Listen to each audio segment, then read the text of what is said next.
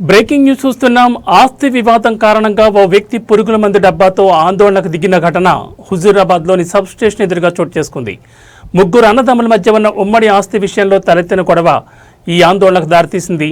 Sub station ఎదురుగా నివసించే ఆ వ్యక్తి తన అన్నదమ్ములతో కలిసి ఉన్న ఉమ్మడి ఆస్తిని విక్రయించిన తర్వాత తనకు రావాల్సిన వాటాను ఇవ్వడం లేదని ఆరోపించాడు. తన బిడ్డ వివాహం కోసం డబ్బులు ఇవ్వాలని గత 4 నెలలుగా అడుగుతున్న తన అన్నదమ్ములు ఇబ్బందులు గురిచేస్తున్నారని వాపోయాడు.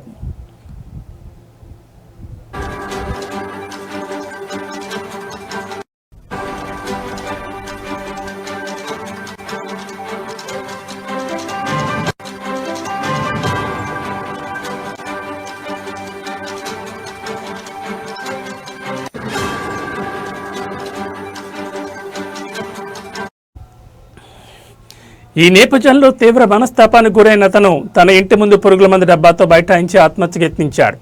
ఆందోళన చేస్తున్న వ్యక్తిని గమనించిన స్థానికులు వెంటనే పోలీసులకు సమాచారం అందించారు. ఘటనా స్థలానికి చేరుకున్న పోలీసులు ఆ వ్యక్తి చేతిలోని పురుగుల మందు డబ్బాను లాక్కొని అతన్ని సముదాయించారు. న్యాయం చేస్తామని హామీ ఇచ్చి అతన్ని హుజూరాబాద్ పోలీస్ స్టేషన్కు తరలించారు. అనంతరం పోలీసులు అన్నదమ్ముల మధ్య ఉన్న ఆస్తి వివాదాన్ని పరిష్కరించేందుకు చర్యలు ప్రారంభించారు.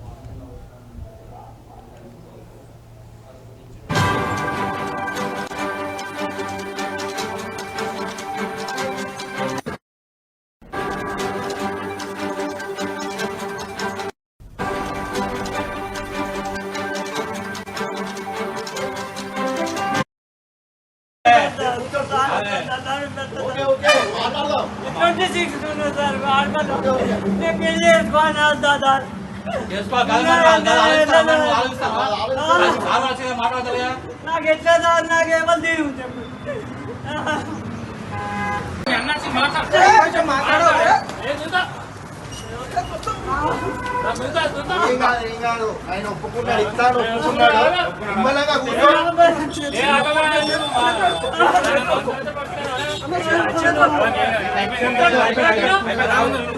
చెప్తాడా ఏందో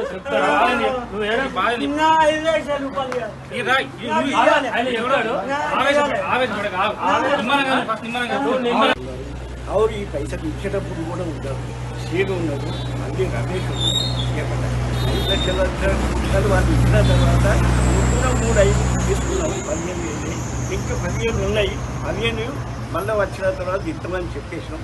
ఇచ్చేటప్పుడు అయితే ఏమైంది సార్ అండి ఇలా అయితే ఇక్కడికి కూడా నా పేరు మీదనే ఉండాలి. ఈ ఎంత 4 పోర్షన్ల జాగా. మేము 3 అన్నదమ్ములు 3 పోర్షన్లు కట్టాం. చెల్లె మన ఇంటి మీద ఉండాలన్న ఉద్దేశంతో అన్నది కావద్దనే ఉద్దేశంతో చెల్లెకు ఒక పోర్షన్ కట్టాం. ఆమె మన ఇంటి మీద ఉండలేదు.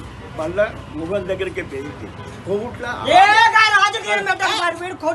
10 లక్షలు ఇస్తానని ఒప్పుకున్నా. 6 నెలలు కిరాయి తీసుకున్నాం. అమ్మేటప్పుడు ఒక వ్యక్తి ఉన్నాడు. ఆయన విన్నాడు. అన్ని వివరాలు ఆయనకి చెప్పిండు. మేము 3 పొత్తులు అమ్ముకుంటాను అని చెప్పిండు. అమ్ముకుంటామని చెప్పినాం. నేను చెప్పిన అమ్ము అంటావా సదాన్ని అని ఒక మధ్యవర్తి ఒక కోట్లు ఉంటాడు సీఎం. ఆయనకి చెప్పిన.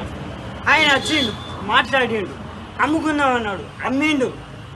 అమ్మినాక ఎంతకంటే 32 లక్షలు కానీ అమ్మినాను అన్నాడు. అమ్మినాక పైసలు ఎప్పుడు ఇస్తానంటే నెలకి ఇస్తాను. 10 లక్షలు ఇచ్చాడు. 30 ఇచ్చాడు సార్. 30కి 15 ఇచ్చాడు. 15 ఇచ్చినాక మనిషికి 5 లక్షల రూపాయలు ఇచ్చాడు. ఆ మధ్యవర్తిని నా దగ్గర ఉన్న కోర్టు సీన్తో మధ్యవర్తితో తీసుకొని వచ్చి మనిషికి 5,000 రూపాయలు ఇచ్చింది. 5 లక్షలు ఇచ్చింది. ఇంకేం తీయాలి? ఇంకా 5 లక్షలు ఇవ్వాలి. 5 లక్షలు రిజిస్ట్రేషన్ అమ్మినాక తెల్లారి నేను రిజిస్ట్రేషన్ వానికి చేసినాక తెల్లారి నీకు పైసలు ఇస్తాను. 3 మంచుకుందాం అన్నాడు. అతను రిజిస్ట్రేషన్ చేసేసిండు. 15 లక్షలు దగ్గర పెట్టుకున్నాడు. ఇప్పటికీ 4 నెలల. ఇప్పుడు ఏమంటాడు? 40 ఏళ్ళ కింద ఇల్లు మంచుకున్నాం సార్. 40 ఏళ్ళ కింద ఇల్లు మంచుకున్నాం. ఆ ఇల్లు నువ్వు రిజిస్ట్రేషన్ చేసుకుంటేనే నీకు పైసలు ఇస్తా, లేకపోతే నా నువ్వు ఏం చేసుకుంటావో చేసుకోపో అంటారు. అది చీపురు కట్టడం కొడతాను అనుకుంటున్నా.